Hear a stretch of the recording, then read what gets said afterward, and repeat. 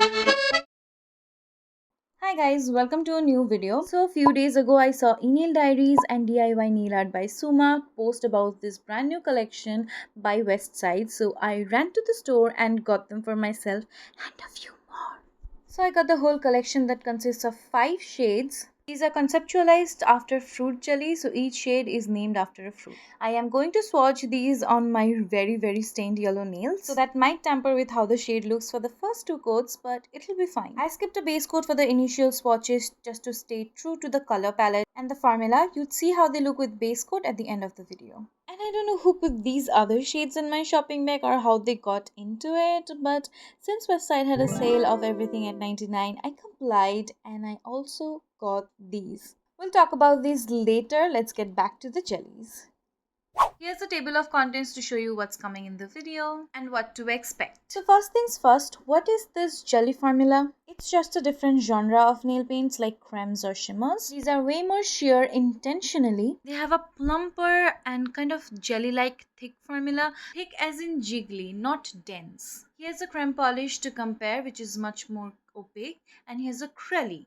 You can see that the creme is much thicker in terms of consistency, like it's more opaque. It's just one coat and you cannot see the white in the background at all. And this is crelly. It's somewhere between creme and jelly, hence it's called crelly. You can see the background a little bit, and here's jelly where you can totally see the background. It's more like a tint. In lipstick terms, this will be more like a lip oil or a gloss. Here are some details about these. These retail for 99 rupees each. They have a rounded white brush, but it's kind of thick, that makes it difficult to apply around the corners, and these are available in online and offline stores. Now the fun part, let's start with the swatches.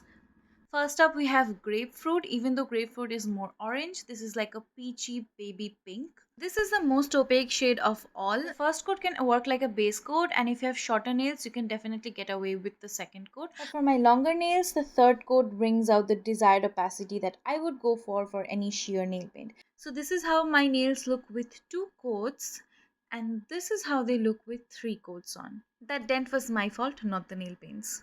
Next up is raspberry. I don't know why these are called creme. These are not creme. This is my favorite shade of all, and it looks really good with 2 coats on. If you have shorter nails, you don't even need a third coat, but it looks just gorgeous with the third coat on me. It literally looks so delicious and juicy. Oh my god, I'm salivating already. These are very glossy on their own, but you can definitely secure them with the top coat. We'll get into that later. The third shade is grape, and it's actually the most sheer of them all. Like, you cannot even see them on my yellow nails. It starts building up a little, but it will still take you 3 coats to actually see the shade. I definitely would go for 5 or 6 coats on me, because I feel like 4 coats were very sheer on me. This is how 4 coats look on me. It's pretty, but it should have been better. Next is blueberry, and this is also very sheer, okay? So I already have the first coat on, and you cannot tell that. The blue and the yellow are kind of cancelling each other. You can see a little bit of blue near the cuticle area here where my nails are not stained. I literally broke into laughter when I saw this. It was literally nothing. And the second coat was also very sheer. By third coat I could tell that this is blue. It looks like a periwinkle blue on the fourth coat on me.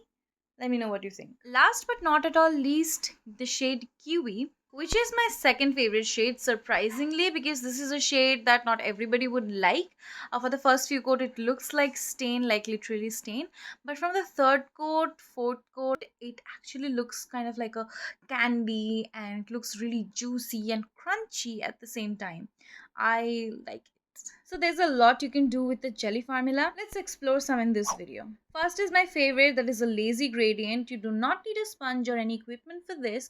Just apply 1 coat of one nail paint on 2/3 of the nail, and the other one on the other 2/3 of the nail, like I'm doing, and just blend it with the same brush. It will not transfer because these are so sheer.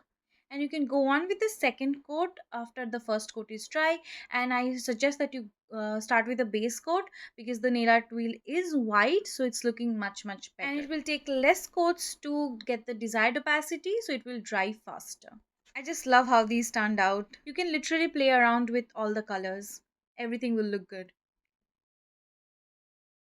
The next thing you can do is layer them on top of each other. For the first one I did grapefruit and raspberry, so it did not make much difference. But for the next one I layered grapefruit with blueberry and it gave such a beautiful purple shade. You can definitely try out more. Layering is not limited to the same jelly formulas. You can layer them with different finishes like cremes and definitely toppers or glitters. You can keep it simple, but you can also add another layer of the jelly polish on top of the glitter or the topper to add a bit of depth or dimension to your nails. Like I did this for shattered glass nail art. I did it with the DIY jelly polish, but you can definitely do it with these. Okay, so when I was doing those texture shots, I was really intrigued to see how they look all together, mixed like a mixed fruit jelly. So I mixed them all and I was kind of thinking that these would make either a brown or a purple, and I was not wrong. It did turn into a purplish brown. You can just experiment with two shades if you want. Let's do a short review of these. The first and second coat dried pretty nicely on me, but the third, fourth, and fifth coats took a lot longer to dry. To solve that, you would have to wait long time between each coat so that they get adequate time to dry, or you can use a quick dry top coat. I will link my favorite one in the description box. The price point is actually quite cheap. I was expecting these to be more on the higher side because this is a new concept in the Indian market. So these are definitely worth a try because these are so pretty and there's so much you can do with these. I will be posting a lot of hacks and things you can do with these on my Instagram, so make sure you follow me there and I'll see you in the next video. Bye bye.